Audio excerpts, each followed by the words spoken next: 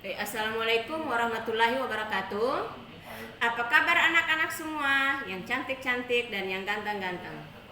Mudah-mudahan kita semua dalam keadaan sehat walafiat pada hari ini. Amin. Hari ini kita mulai pembelajaran seperti biasa, yang mana pembelajarannya itu melalui online atau daring. Baiklah, mari kita mulai pembelajaran dengan materi yang ada di bawah ini. Perhatikan baik-baik anak-anak. Assalamualaikum warahmatullahi wabarakatuh. Apa kabar anak-anak semua? Mudah-mudahan kita semua dalam keadaan sehat walafiat ya. Amin. Sebelum kita masuk materi hari ini, Mem mau tanya dulu. Apakah kalian sehat semua? Ya, oke, alhamdulillah. Oke. Pada hari ini kita akan belajar tentang sistem gerak pada manusia. Oke, anak-anak. Anak-anak, gerak pada manusia, tentunya di situ kalau gerak itu berarti kita bergerak ya. Oke, gerak ini yaitu dibagi lagi ada macam-macam tulang penyusun rangka tubuh manusia. Nah, yaitu tulang penyusun rangka tubuh manusia ini ada tulang tengkorak. Yang mana tulang tengkorak ini di sini ada gambar. Perhatikan gambar di sebelah kanan. Di situ ada tulang dahi, tulang ubun-ubun, tulang pelipis, tulang hidung dan tulang kepala. Nah, tulang tengkorak ini tersusun atas tulang yang berbentuk pipi. Nah, kenapa dia dikatakan berbentuk pipi? Karena bentuknya pipi ya. Oke. Kemudian tulang tengkorak dapat lagi dibedakan menjadi dua bagian, yaitu tulang bagian kepala dan tulang bagian muka. Tulang bagian kepala meliputi tulang dahi, tulang ubun-ubun, tulang kepala belakang, tulang baji, tulang tapis dan tulang pelipis. Kemudian tulang bagian muka meliputi tulang rahang atas, tulang rahang bawah, tulang pipi, tulang langit-langit, tulang hidung, tulang air mata dan tulang lidah.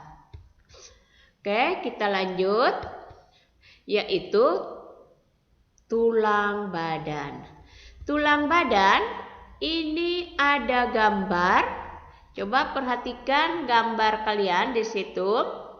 Tulang badan ada tulang hulu badan dan tulang pedang.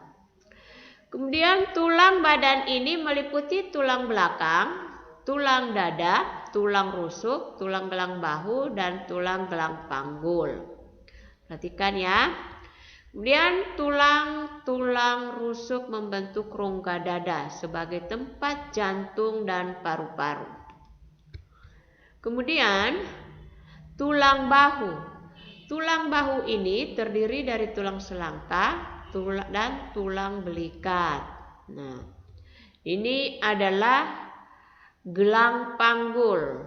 Terdiri dari tulang usus, ilium, tulang duduk. Ini ya, perhatikan tulang duduk, isium dan tulang kemaluan pubis. Lihat, perhatikan gambar yang ditunjuk oleh panah.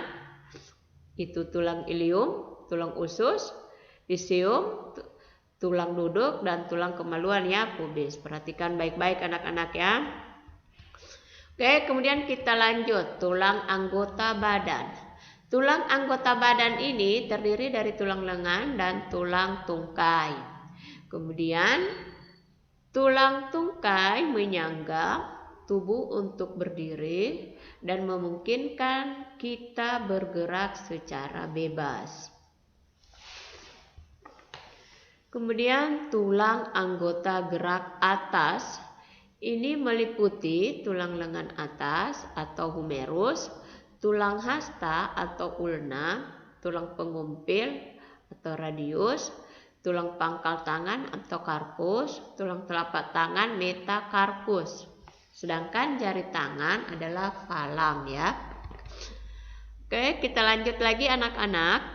Tulang anggota gerak bawah meliputi femur, patella, fibula, tibia, tarsal, metatarsus, dan falang.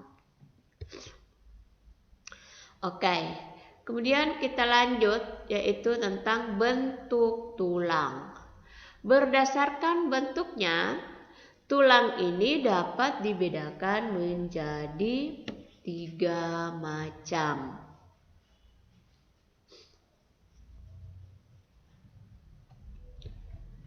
Kemudian yaitu 3 macam itu yaitu ada tulang pipi atau tulang panjang.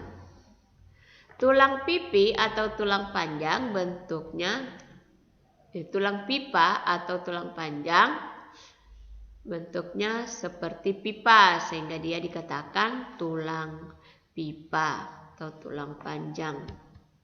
Nah, bentuknya seperti pipa yaitu bulat, memanjang dan bagian tengahnya berlubang sehingga dia dikatakan tulang pipa karena bentuknya seperti pipa ya dan bulat memanjang. Kemudian contohnya tulang pipa ini yaitu tulang lengan, tulang paha, ruas-ruas tulang jari. Ya, anak-anak perhatikan lengan kalian, tulang paha kalian, ruas-ruas tulang jari kalian. Raba lengan kalian, raba tulang paha kalian, raba ruas-ruas tulang jari kalian. Bentuknya tentu seperti pipa ya. Oke. Kemudian di bagian dalam ujung tulang pipa ini dia berisikan sumsum merah yang mana dia berperan sebagai tempat pembentukan sel darah merah. Itu tulang pipa ya. Kemudian lanjut, tulang pipa ini lagi dibagi menjadi 3 bagian, yaitu ada epifisis, diafisis, dan epifisis. Anak-anak coba perhatikan gambar di sebelah kanan. Di situ ada gambar tulang pipa itu dibagi menjadi 3, epifisis, diafisis, dan epifisis. Yang mana mulai dari epifisis itu ada tulang spons, cakra epifisis, ada rongganya, ada sumsum merah, dan ada tulang kompak. Nah, sedangkan diafisis itu ada endostrium, sumsum kuning, dan periosteum. Oke, kita lanjut. Epifisis ini adalah kedua ujung yang bersendian dengan tulang lain. Nah, sedangkan diafisis bagian tengah. Jadi diafisis ini adalah bagian tengah. Dia diapit oleh epifisis dan epifisis ya. Oke. Sedangkan cakra epifisis antara epifisis dan diafisis. Oke, lanjut tulang pipi. Ya, tulang pipi di situ ada struktur tulang pipi atau gambar tulang pipi ya. Bentuknya memipi, di dalamnya berisi sumsum merah. Sumsum merah berfungsi sebagai tempat pembuatan sel-sel darah merah dan darah putih. Contohnya tulang pipi yaitu tulang rusuk, tulang dada, tulang belikat, tulang panggul, dan tulang dahi. Oke, kita lanjut anak-anak. Yaitu tulang pendek. Tulang pendek bentuknya bulat dan pendek sehingga dia disebut juga ruas tulang. Di dalam tulang pendek ini dia berisi sumsum merah. Nah, sumsum merah ini dia berfungsi sebagai tempat pembuatan sel darah merah dan sel darah putih. Perhatikan gambar tulang pendek, ada gambar tulang pendek ya di samping. Tulang panjang, tulang pipi, tulang pendek, dan tulang tak beraturan. Itu adalah tulang pendek. Masuk di kategori tulang pendek. Oke, kita lanjut. Yaitu berdasarkan zat penyusunnya, tulang dibedakan menjadi 2 macam. yaitu ada tulang keras dan ada tulang rawan. Nah, tulang keras ini dibentuk oleh sel pembentuk tulang atau disebut dengan osteoblast. Osteoblast ini menghasilkan sel-sel tulang keras yang disebut dengan osteosit.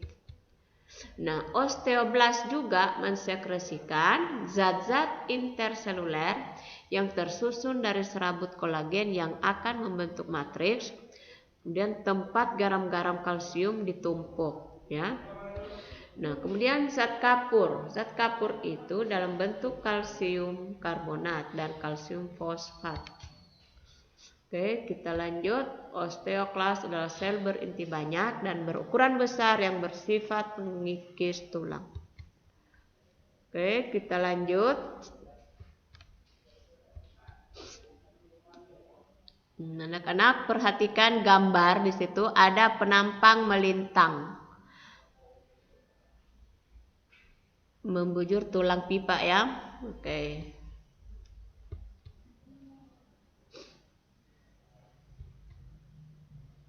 Kemudian masuk ke tulang rawan. Tulang rawan tersusun dari sel-sel tulang rawan yang disebut dengan kondrosit. Yang mana kondrosit ini dia menghasilkan matriks berupa kondrin. Nah, tulang rawan tidak memiliki serabut. Jadi tulang rawan ini tidak memiliki serabut saraf dan pembuluh darah. Nah, tulang rawan menerima nutrisi dari pembuluh darah yang ada pada membran jaringan ikat di sekitarnya dengan cara difusi ya. Kemudian tulang rawan tersusun dari sel-sel tulang rawan yang disebut kondrosit yang menghasilkan matriks berupa kondrin. Kemudian tulang rawan ini juga tidak memiliki serabut saraf dan pembuluh darah. Tulang rawan juga menerima nutrisi dari pembuluh darah yang ada pada membran jaringan ikat di sekitarnya dengan cara difusi. Kemudian kondrosit memiliki ruangan yang disebut dengan istilah lakuna. Kemudian tipe-tipe tulang rawan. Tipe-tipe tulang rawan ini ada tulang rawan hialin, yang mana tulang rawan hialin ini merupakan tulang rawan yang banyak terdapat di tubuh manusia. Oke, bentuknya ini. Kemudian tulang rawan serat. Perhatikan anak-anak, tulang rawan serat mempunyai matriks berisi berkas serabut kolagen. Dia bersifat kaku dan kuat, mampu menahan goncangan. Terdapat pada antar ruas tulang belakang dan cakram sendi lutut ya. Nah, kemudian yang terakhir itu yang ketiga tulang rawan elastis. Nah, tulang rawan elastis ini dia mengandung serabut elastis terdapat pada daun telinga dan epiglotis. Ya, itu ya anak-anak. Oke, sekian dulu anak-anak ya. Nanti kita lanjut lagi di pertemuan berikutnya. Terima kasih. Jadi anak-anak, itulah materi kita pada pertemuan kali ini. Semoga bermanfaat dan kita semua dalam keadaan sehat walafiat. Anak-anak, kalau ada pertanyaan silakan hubungi ibu. Sekali lagi anak-anak, jaga kesehatan di rumah. Assalamualaikum warahmatullahi wabarakatuh. Semangat.